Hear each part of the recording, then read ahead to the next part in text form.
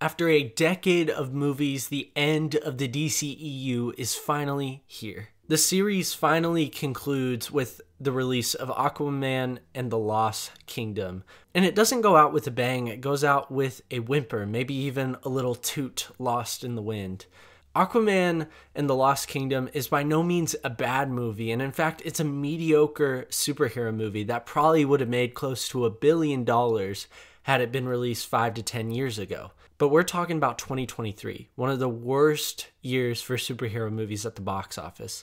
A year where superhero fatigue has finally caught up to people, where the quality of the movies actually matter, not just the fact that they're superhero movies. But not only does Aquaman 2 have a horrible box office year going against it, but it also has the unfortunate event of being the last DCEU film, something it was not originally intended to be, and something that ultimately hurts it due to the fact that no one really cares about what's going on in this film because it won't affect anything in the future. It's a shame that the DCEU went out this way after over a decade and countless memes and memories. And all of this is such a shame for Aquaman and the Lost Kingdom because it's not that bad of a movie. Hi guys, my name is Jackson George. If you haven't seen Aquaman 2 yet and care about spoilers, I'd recommend you click off this video, go watch the movie, and then come back.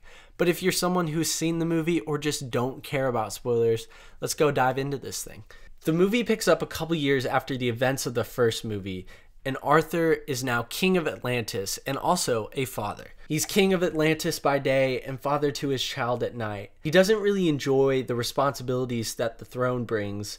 On the other side of the world, Black Manta is out doing Black Manta things, trying to get revenge because Aquaman caused the death of his father. In the Arctic, he stumbles upon a broken black trident. When he puts it together, he is given a vision of him destroying Aquaman and his family. A dark green spirit promises this future if Manta agrees to free him. We jump to 5 months later when Manta attacks Atlantis and steals orichalcum, which is an energy source that produces massive amounts of greenhouse gases when burned. Manta needs the orichalcum to power his machines. Aquaman then learns that Manta is using the orichalcum to heat the earth. Having no idea where Black Manta is, Aquaman enlists the help of the only man who can help him track down Black Manta, his brother Orm. Aquaman breaks Orm out of prison and they gather information from pirates and learn that Black Manta's base is on a volcanic island somewhere in the Pacific. They journey to the island and face off against Black Manta, and Orm manages to get hold of the Black Trident and is shown a vision of Kordax,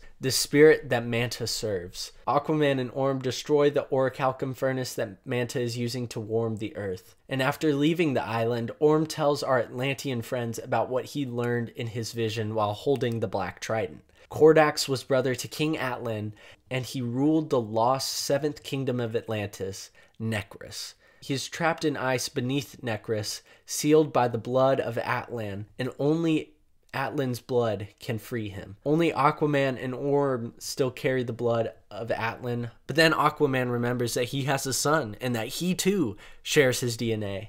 So they rush off to Arthur's father's lighthouse, where they discover that Black Manta has taken baby Arthur Jr. to Necrus to free Kordax. The Atlantean army shows up at Necrus, located somewhere in Antarctica. Aquaman is able to save his son, which Manta is fine with, saying that he'll just take Aquaman's blood instead. Manta and Aquaman duel in a trident fight until Orm takes the Black Trident and Kordax possesses him instead of Manta. He fights Aquaman and is able to spill his blood, freeing Kordax.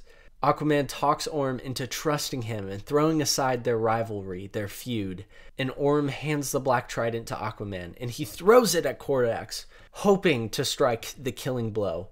However, Kordax catches the trident and is now reunited with his weapon. Then Aquaman, in an absolute massive big brain move, throws his trident at Kordax, and this time it works.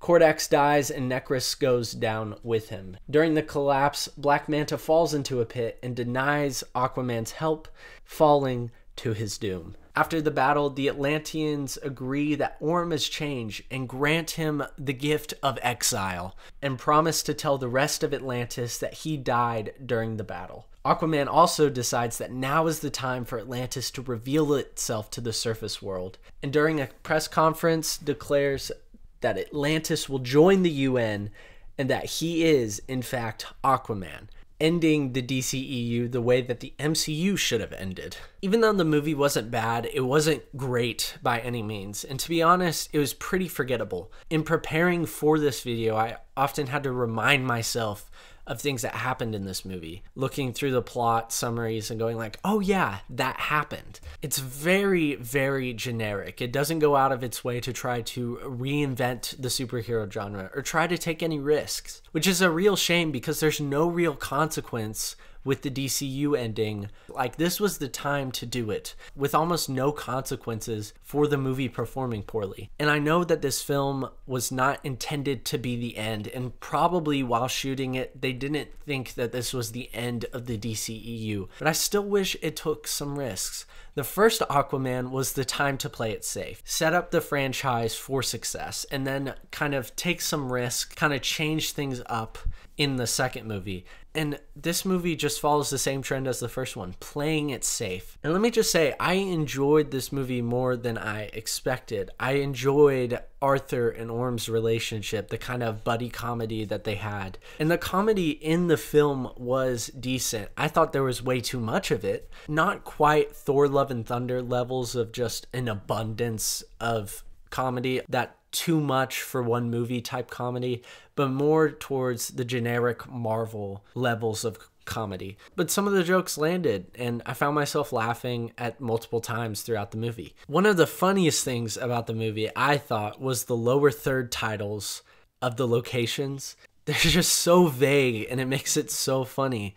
Like, they'll go somewhere in the Atlantic, and the title will say somewhere in the Atlantic. That's it. That's the only information they give you. And that happens like 3 or 4 times throughout the movie. I thought it was really funny. I was excited to learn that Black Manta was going to be returning to the franchise and being the main villain in this movie after kind of being a secondary one in the first movie. But he just ends up turning into a secondary villain again because he's possessed by Kordax and he's always doing his will. And then, you know, the final fight is with Kordax. It felt like it was his moment to shine, and in the end it was kind of underwhelming, kind of disappointing. Look, Aquaman and the Lost Kingdom is by no means a bad movie, but it's definitely not amazing. It's a middle tier superhero movie at best, and to be honest, I'll probably forget about it in a couple months. It's generic, it plays things way too safe in a time where it really should have tried to take risks. And ultimately, this movie is going to go down as a flop, not due to the merits of the movie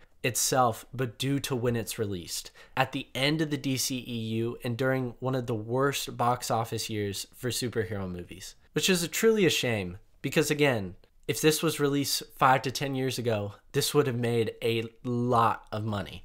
But instead, it's mostly going to be forgotten, and it's a really underwhelming way to end the DCEU. But that's all I have to say about Aquaman and the Lost Kingdom. Let me know down in the comment section below what you guys thought about Aquaman 2. And hey, if you made it this far, comment below Trident. Let me know. But as always, I appreciate you guys watching, stopping by. I love you guys. Hope you have a fantastic day. And until next time, peace out, bro skillets.